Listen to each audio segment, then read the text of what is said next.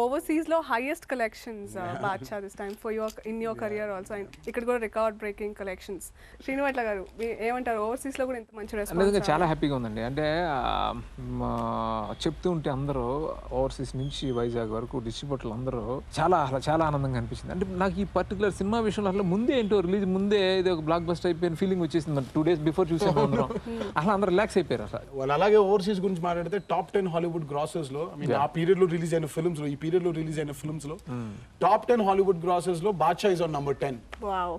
So అంటే Indian film గా, ఒక తెలుగు ఫిల్మ్ గా ఆ ఘనత నిజంగా బాద్షాకి దక్కడం అది ఇంకా లైఫ్ లో మర్చిపోలేని పాయింట్. అదే మొన్న భారతి అనే ఏదో ప్రోగ్రామ్కి వెళ్తే చెప్తున్నారు, వాళ్ళు అంత ఎక్సైట్ అవుతున్నారంటే అసలు నవ్వుతూనే ఉంటున్నారు.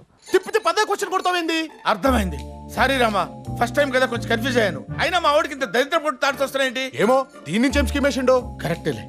సర్లే కానీ ఇవన్నీ మా జానికి గుర్తుండవు కదా. అరే నీకలా ఆమెకేం గుర్తుంటది? హౌలే గంటలకు మాట్లాడతావు. అప్పటికి రామా, ఏంటో మా పద్మగాడి వ్యూహాలన్నీ పద్మవ్యూహాల కన్ఫ్యూజన్ గా ఉన్నాయి. కాజల్తో మీ కెమిస్ట్రీ ఆసమ్. ఈ సినిమాలో కంప్లీట్లీ డిఫరెంట్. బృందావనం ఇంతకు ముందు చేశారు కానీ దిస్ ఇస్ కంప్లీట్లీ డిఫరెంట్.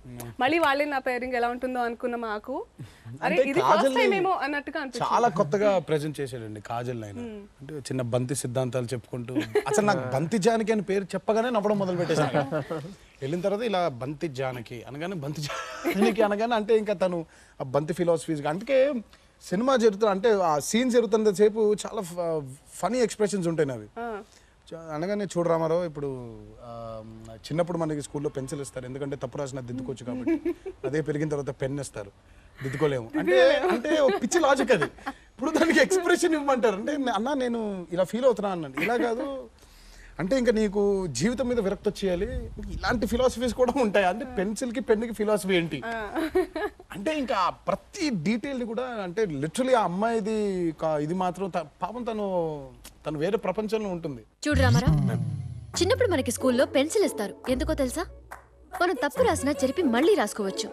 అదే మనం పెద్దయ్యాక పెన్ ఇస్తారు, దిద్దుకునే అవకాశమే ఉండదు. టాకింగ్ అబౌట్ డాన్సింగ్, మీరు అంటే ఏం చెప్పలేము అసలు. Tarak dancing ultimate. ఆ డాన్సుల గురించి నేనే చెప్తానండి. ప్లీజ్. ఆ డాన్స్లు నేను ఈ సినిమా ఎన్టీఆర్తో చేస్తున్నాను అప్పటి నుంచి ఫ్యాన్స్ నాతో ఇంటరాక్ట్ అవుతుండేవాళ్ళు. వాళ్ళు ఒకటే అసలు మీరు ఏం కట్ తీస్తున్నారు, ఏం తీస్తున్నారు అని అడిగేవారు కదా అసలు. సార్ డాన్సులు మాత్రం అదిరిపోవాలి సార్, డాన్సులు మాత్రం అదిరిపోవాలి సార్, ఒకటే గొడవ అసలు. డాన్సులు వాడు నన్ను అసలు భయంకరంగా టార్చర్ పెట్టడం మొదలుపెట్టారు. సాంగులు అప్పుడు నేను ఫిక్స్ అయ్యాను, అమ్మో ఇదేదో వీళ్ళని సాటిస్ఫై చేయకపోతే చాలా డేంజర్, వీళ్ళని సాటిస్ఫై చేయాలి ఫస్ట్ అని. మిగతా విషయాలు పక్కన, ఈ సాంగ్స్ పక్కన నేను డిసైడ్ అయ్యాను, తనతో రెగ్యులర్గా చేసే కొరియోగ్రాఫర్ కాకుండా మార్చేద్దాం, అసలు మార్చేస్తే కొంచెం ఫ్రెష్గా ఫీల్ అవుతారని చెప్పేసి శేఖర్ అనే ఒక అబ్బాయి ఏదో సినిమాలు చేసాడు, నేను విన్నాను బాగా చేస్తున్నాడని. ఆ అబ్బాయికి చెప్పాను ఇలాగ ఎన్టీఆర్ సాంగ్ అంటే తను విపరీతంగా ఎక్సైటెడ్, ఎగిరికి అంతేసాడు అసలు. అవునండి అంటే అవును సార్, అవును నీకు ఇస్తున్నాను, ఇది సాంగ్ అని అనిపించాను. అటు సాంగ్ విపరీతంగా నచ్చింది, సైరో సాంగ్.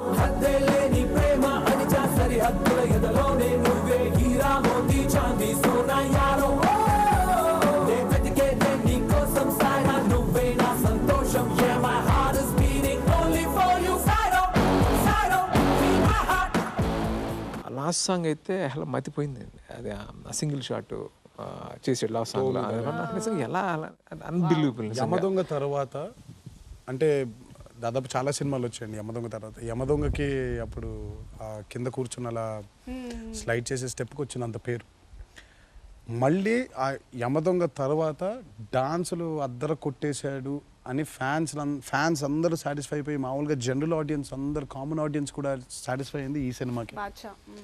ఆయన పర్టిక్యులర్గా ప్రతి అంటే శేఖర్ కానివ్వండి, లేదా ప్రేమ్ రక్షిత్ కానివ్వండి, లేదా లాస్ట్ సాంగ్ చేసిన జానకి అందరినీ కూర్చోపెట్టి ఇలా చేయాలి, అలా చేయాలి, ఇలా ఉండాలి, అలా ఉండాలి, ఇలా ఉండాలి అని. కనకం సాంగ్ ప్రేమ్ రక్షిత్ చేశాడు. తను చాలా సీనియర్ కొరియోగ్రాఫర్ అయినప్పటికీ కూడా ముందే మొత్తం అంత రిహార్స్ చేసి మొత్తం సాంగ్ అంత మూమెంట్స్ అని చూపించి ఫ్యాంటాస్టిక్గా చేసాడు. ఆ సాంగ్ అయితే నాకు డాన్స్ విపరీతంగా నచ్చింది. ఆ సాంగ్లో కూడా విపరీతంగా.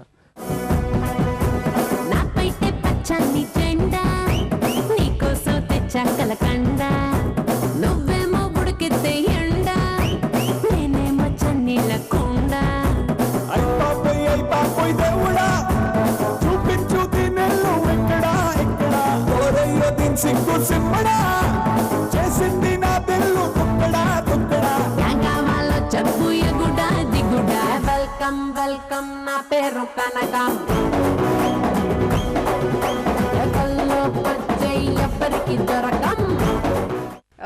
బాద్షా సినిమా అంటే ఫస్ట్ తారక్ గురించి మాట్లాడుతున్నారు, ఇంకోటి మాట్లాడుతుంది మీ పిల్లి పద్మనాభ సింహ గురించి. ఏమిటి ప్రతిసారి ఆయన్నే బకరా చేసి మీరు, కానీ వీఆర్ హ్యావింగ్ ఫన్. బ్రహ్మానందం గారికి నాకు ఆ కాంబినేషన్ ఇప్పుడు అలా సెట్ అయిపోయింది. ఫ్రమ్ వెంకీ ప్రతి క్యారెక్టర్ వర్కౌట్ అయింది. అయితే ఈ క్యారెక్టర్ వాటన్నిటికంటే కూడా పీక్. మొన్న ఆయన తిరుపతి నుంచి ఫోన్ చేశారు. తిరుపతి నుంచి ఆయన దర్శనం చేసుకుని ఫోన్ అక్కడ చూశారు సినిమా. ఫోన్ చేసి ½ అవర్ మాట్లాడారు. ఆయన ఎక్సైట్మెంట్ ఇంతకంటే ఏముంటుంది ఇంక పీక్ ఇది.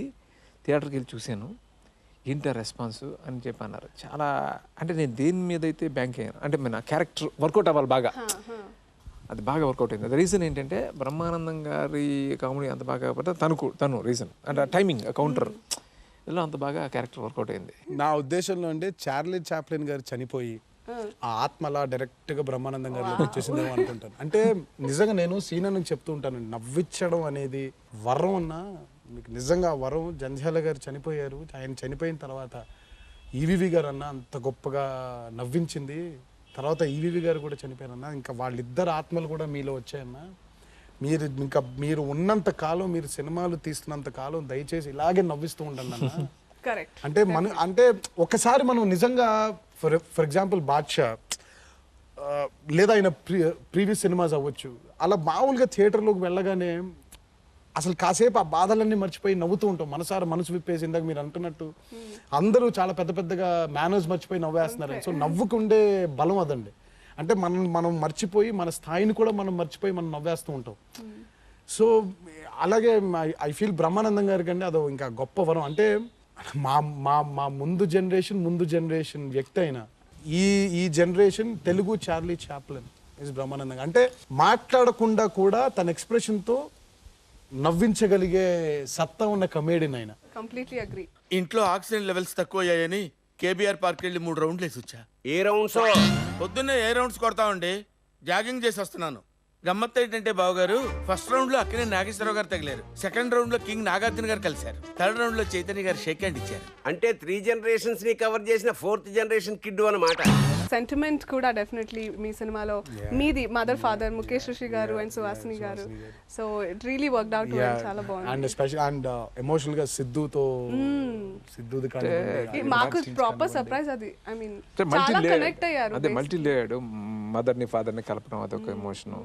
ఫ్రంట్ డెత్ అంటే ఏదో ఒక్కటే అనేది కాకుండా అన్నీ అండి. యాక్చువల్ గా మీరు చూసుకుంటే Baadshah is a very emotional story. తన ఫ్రెండ్ ఎవరి వల్ల అయితే చనిపోయారో అతన్ని చంపడం కథ. కరెక్ట్. సో ఇంత ఎమోషనల్ కథని ఎంత ఫెంటాస్టిక్ గా కామెడీ ఇంత ఎంటర్టైనింగ్ గా చెప్పడం అనేది hats off to Srinu Vaitla and his whole team. And Srinu Vaitla గారు మీ సినిమాలో డైలాగ్స్ డెఫినెట్లీ బాద్షా డిసైడ్ అయితే వార్ వన్ సైడ్. చిన్న పిల్లలు మీ పాప కూడా చాలా క్యూట్ గా చెప్పింది. అండ్ బాద్షా మీరు చెప్పాలి. బాద్షాని టచ్ చేస్తే సౌండ్ సాలిడ్ గా ఉంటుంది. అండ్ నాకు అసలు ఇంకా ఫెంటాస్టిక్ గా నచ్చే డైలాగ్ మాత్రం నాకు ఇచ్చిన మాట చెప్పిన డేటు వేసిన అడుగు వెనక్కి తీసుకోవడం బాద్షాకి తెలియదు. ఇచ్చిన మాట చెప్పిన డేటు వేసిన అడుగు వెనక్కి తీసుకోవడం బాద్షాకి తెలియదు. అంటే డబ్బింగ్ కూడా మామూలుగా డైలాగ్స్ కూడా ఊరికే చెప్పేసుకుంటే కాదన్న, డబ్బింగ్ లో అసలు ఇంకా చంపేసాడు నన్ను. డబ్బింగ్ దగ్గర యాక్టింగ్ అనుకుంటే ఆ మామూలు యాక్షన్ దగ్గర వదిలేస్తే ఇంకా డబ్బింగ్ థియేటర్ దగ్గర ఇంకా వెనకాల కూర్చొని అచ్చి బాబోయ్ అసలు నిజంగా నేను నా ఫస్ట్ సినిమా తర్వాత ఇన్ని రోజులు చెప్పిన డబ్బింగ్ ఈ సినిమాకే అండి. అంటే మీరు చూడండి, కాజల్ దగ్గర ఉన్నప్పుడు వాయిస్ ఒకలాగా ఉంటుంది. ఆ కాజల్ మిలాన్ సీక్వెన్సెస్ లో అంటే కొంచెం లేతగా ఉండే టోన్ లో మాట్లాడాలి. బాద్షా దగ్గరకు రాగానే కంప్లీట్ బేస్కి వెళ్ళిపోవాలి. అంటే మైక్ కి దగ్గరకు వెళ్ళి అంత బేస్కి వెళ్ళి చెప్పాలి. అది అయిపోయిన తర్వాత నెక్స్ట్ మన వెడ్డింగ్ ప్లానర్ వచ్చి కొంచెం ఆ తెలంగాణ యాక్సెంట్ మాట్లాడాలంటే కొంచెం లౌడ్ గా వచ్చి బ్యాక్ వచ్చి అంటే బాగా జోవియల్ గా ఉండే క్యారెక్టర్ తంది. అది చేయాలంటే కొంచెం బాగా లౌడ్ గా ఉండాలి. ఇక తర్వాత ఫైనల్ క్లైమాక్స్ లో ఆ కాప్ డ్రెస్ లో రివీల్ అవ్వగానే అక్కడ ఇంకా అసలు వేరే లెవెల్లో ఉండాలి, వేరే టెంపోలో ఉండాలి. ఇంకా నన్ను చంపేశారండి బాబోయ్. అంటే చూడడమే కాదు, విండర్లో కూడా వేరియేషన్స్ కావాలి. అమ్మో